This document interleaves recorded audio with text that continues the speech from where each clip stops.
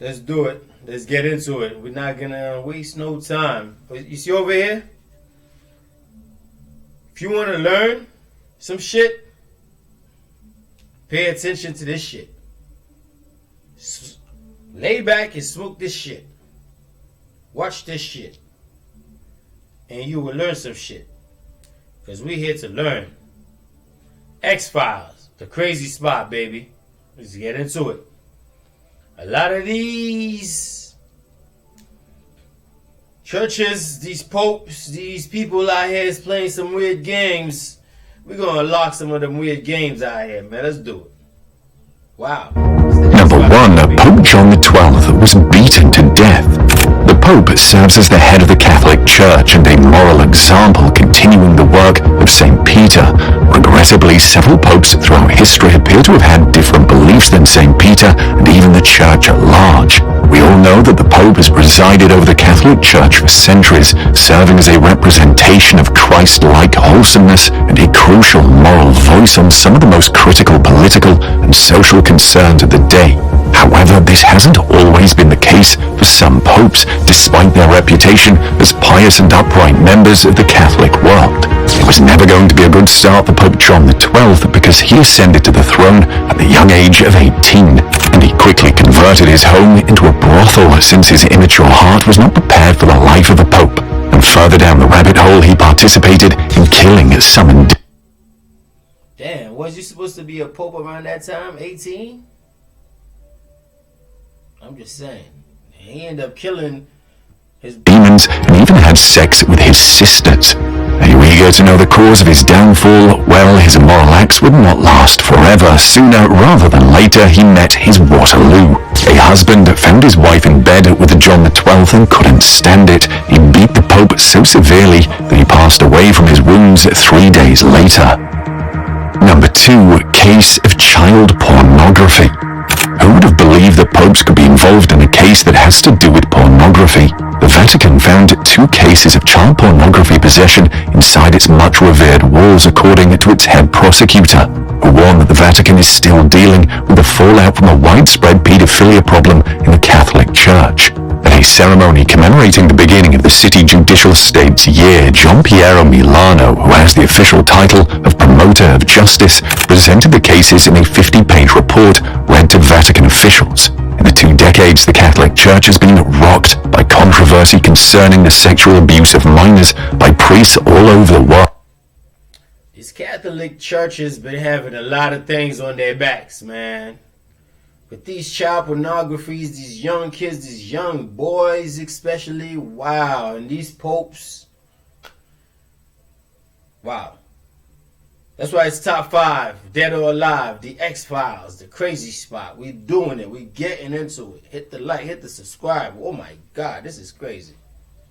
While victims of abuse urge Pope Francis to go further and hold bishops who allegedly covered up the abuse accountable, the Pope has faithfully committed to showing zero tolerance for perpetrators.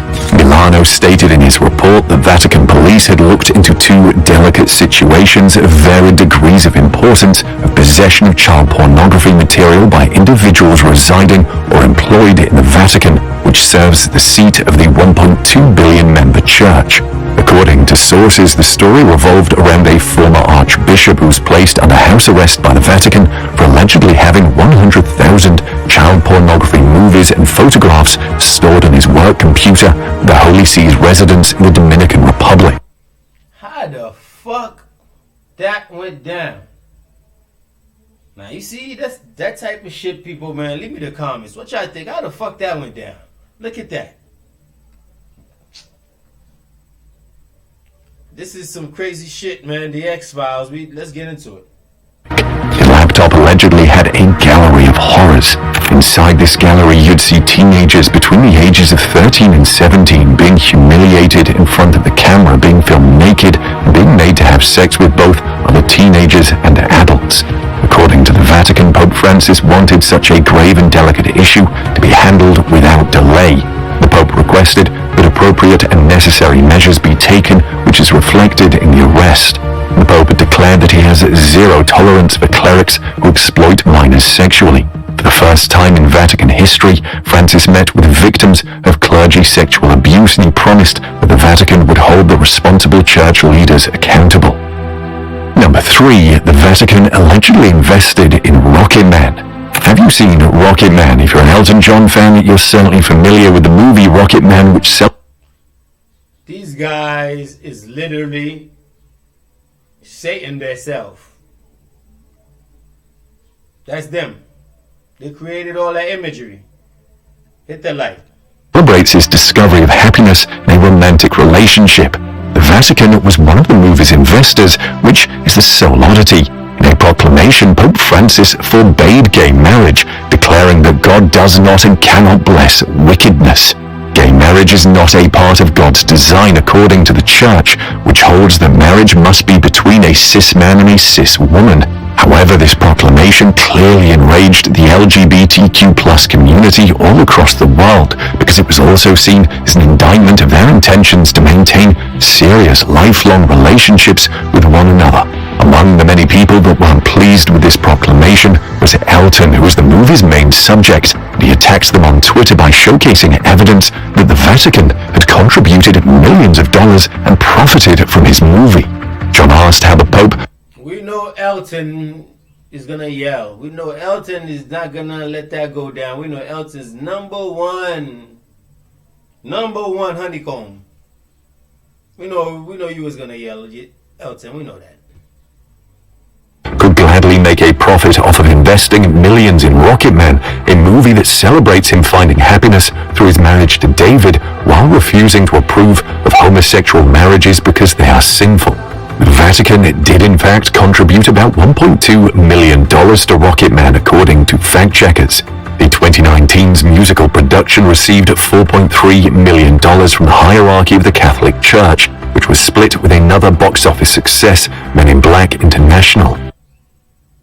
This is the balance of my account after I installed a tool that pays for watching videos in my cell phone. These guys ain't paying me. Each one of these notifications is a payment.